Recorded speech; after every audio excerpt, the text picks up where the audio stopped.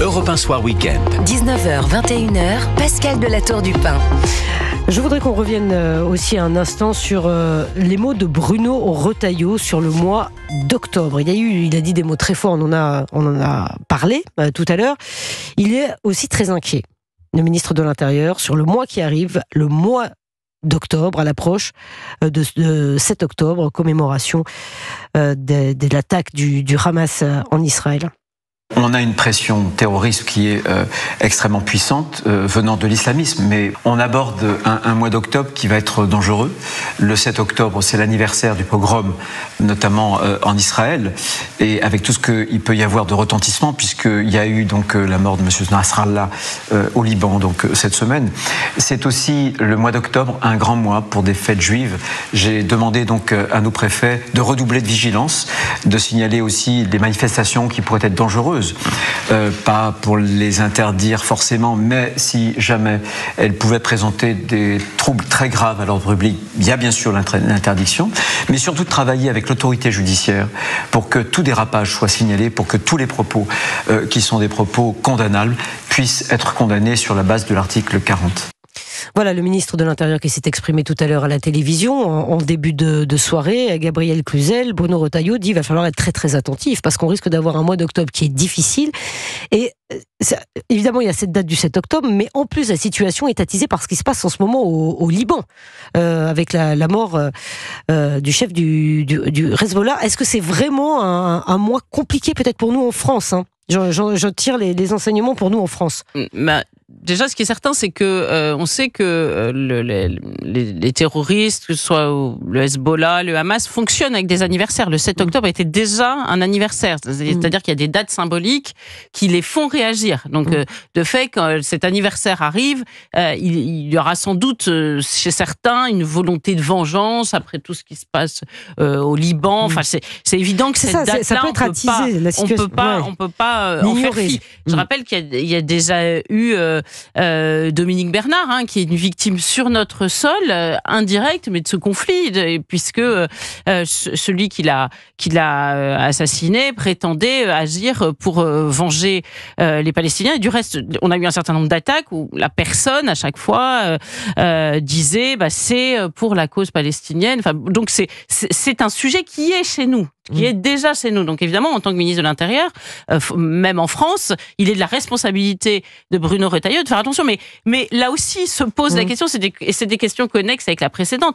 Notre ouverture de frontières à tout vent, notre impéritie migratoire conduit évidemment à poser des difficultés dans le contrôle. Vous savez, au moment du Bataclan, il était de bon ton, enfin avant le Bataclan, et plutôt parce que le Bataclan nous a servi de leçon.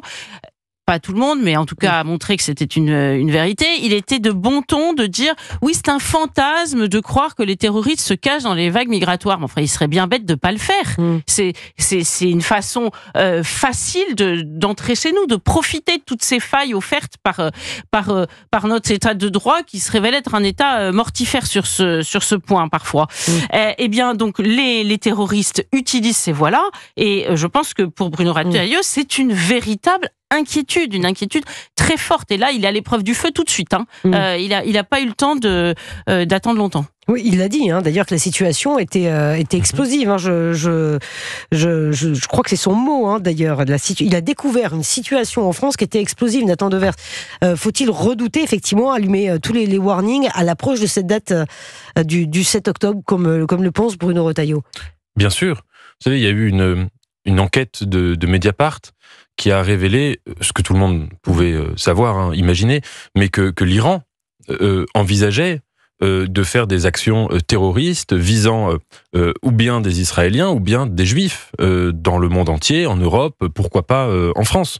Donc, et ça, je suis pas ministre de l'Intérieur, mais en effet, quand au vu de toutes les informations que les services de renseignement doivent avoir, qui sont confidentielles, il y a toutes les raisons de s'inquiéter. Et ce que disait Gabriel sur la manière dont les terroristes s'infiltrent dans la société, se cachent, etc., pour commettre des actes, c'est absolument réel. Au-delà de la menace terroriste, on a vu depuis un an une explosion, une orgie parce que il y avait presque une dimension sexuelle dans la chose, une orgie d'antisémitisme, avec des gens qui se sont mis à prendre un plaisir monstrueux à rentrer là-dedans, à attiser les passions antisémites très très profondément dans la société française. Et il va y avoir, en effet, début octobre, non seulement les fêtes juives, mais il y aura surtout ces commémorations. Par exemple, le 6 octobre, à l'UNESCO, à 15h, on organise avec le KKL un grand événement d'hommage aux victimes du 7 octobre et aux victimes de la guerre depuis un an. Et il est évident que dans cette période de commémoration,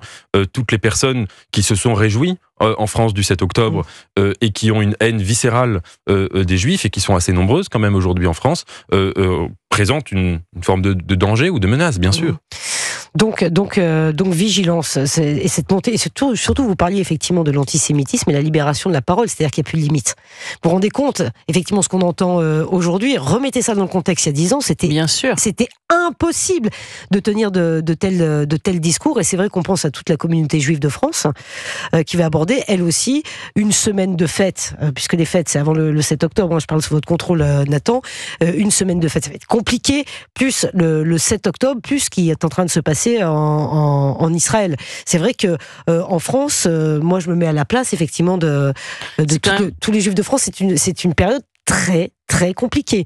C'est quand même un échec pour la France. Moi j'ai entendu des témoignages de Juifs qui voulaient partir, quitter la France. Enfin, c'est quand même assez terrible. Mais c'est quand même dingue. Vous préférez quitter la France pour aller dans un pays en guerre. On aurait dit, il y a des Juifs qui vont dire, pour ma sécurité, je souhaite quitter la France. Mais c'est quand même un constat d'échec assez énorme. Mais moi, je considère que sur la question de l'antisémitisme, vous parlez des gens qui instrumentalisent. Moi, je pense qu'il y a certains qui s'y sont intéressés tant qu'ils pouvaient accuser l'extrême droite, ou alors ils avaient, je sais pas, une conception très Lynn Maginot de l'antisémitisme, c'est-à-dire qu'ils avaient le regard tourné vers vous savez, la Lynn Maginot, les gens en 40, ils regardaient vers 14, mais sauf que le danger, il arrivait d'ailleurs. Hein.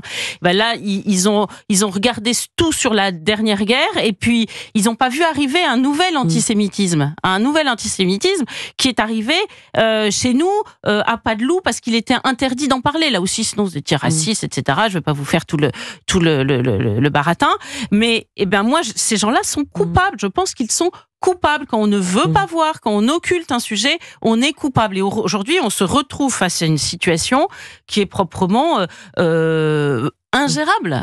Moi, je reste persuadée que si Emmanuel Macron n'est pas allé à la marche contre l'antisémitisme, c'est parce qu'il s'est dit qu'il avait une société aujourd'hui trop explosive pour se permettre d'aller y participer. Vous imaginez psychologiquement ce que cela veut dire sur l'état du pays?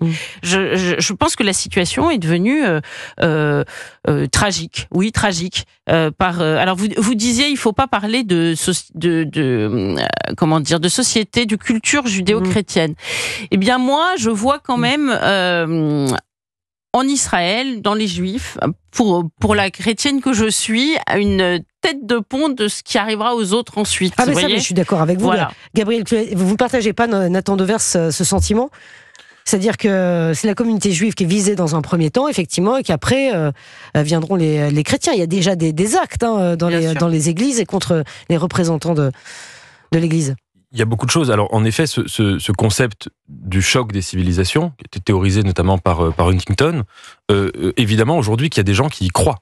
Les islamistes adhèrent globalement à cette vision des choses, au choc des civilisations. Et quand ils s'en prennent aux juifs, c'est pour s'en prendre demain aux croisés, ou aujourd'hui aux croisés d'ailleurs, parce qu'ils s'en prennent aux chrétiens d'Orient et aux chrétiens dans le monde entier. Il y a des gens en face qui adhèrent aussi à une logique du choc des civilisations. Vous la trouvez par exemple chez quelqu'un comme Donald Trump. Il est globalement partisan de cette vision-là. En Israël, vous avez des politiques, pas tous, mais certains, qui sont aussi dans cette logique et qui sont au gouvernement. Ben Gvir, Smotrich, d'autres adhèrent à ce logiciel.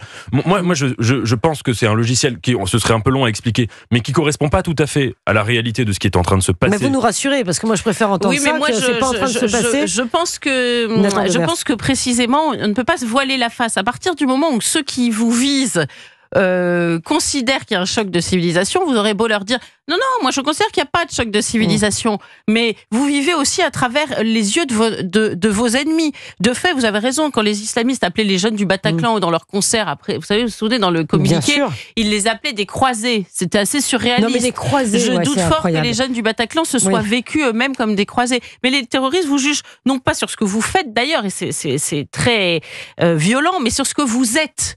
Donc vous êtes chrétien, vous êtes juif d'ailleurs, et puis voilà, vous vous souvenez que les kibbutz qui ont été attaqués étaient d'ailleurs, on m'avait expliqué ça, des juifs plutôt progressistes, ouverts aux Palestiniens, c'était pas du tout l'inverse. Mais ce choc de civilisation, il vous est imposé par les islamistes, et vous êtes bien obligé de l'assumer. Vous pouvez pas dire tout le temps non, il n'existe pas. Si, il existe, puisque eux le mènent, c'est sur le combat qu'ils mènent. Nathan Devers. Ce que je veux dire, c'est que je pense répondez à ça en une minute. Ça va être compliqué. Dans chaque camp et de chaque côté, vous pouvez heureusement trouver des gens qui n'adhèrent pas à cette logique-là. On pourrait prendre 1001 exemples. Oui, mais c'est individuel, ça. Mais des forces politiques. Prenez le cas, par exemple, de l'Égypte. L'Égypte, il y a quelques années, en 2011, a eu une expérience islamiste. Il y a eu un président islamiste qui a imposé cette logique-là en Égypte. Il a été chassé. Et aujourd'hui, ce n'est plus l'islamisme qui gouverne la société et qui préside la société égyptienne. On pourrait aussi remarquer que en Israël, il y a eu une classe politique, et elle existe toujours, qui refuse cette vision des choses. Monsieur Ben Gvir, Monsieur Smotrich, quand ils ont commencé leur engagement politique contre Rabin, contre la perspective de paix, c'était au nom de la guerre des civilisations, du choc des civilisations. Monsieur Rabin croyait en la paix. Il y a eu des gens, et heureusement, et j'espère qu'il y en aura demain du côté de l'autorité palestinienne, qui croient en une coexistence et qui croient en une possibilité de ne pas rentrer dans cette logique du choc des civilisations. C'est pour ça que je pense que c'est un concept qui a aussi une dimension, beaucoup même, une dimension performative. Bravo, vous avez fait une minute. J'en reviens pas. Bravo Nathan Devers, ça n'arrive jamais. C'est pour ça, non, vous pouvez plus continuer. J'adorerais continuer avec vous, mais les informations et Brandon Noiret est déjà en place. Merci beaucoup en tout cas, Gabriel Cluzel, Nathan Devers, d'avoir participé à cette émission. J'espère vous revoir évidemment le week-end prochain.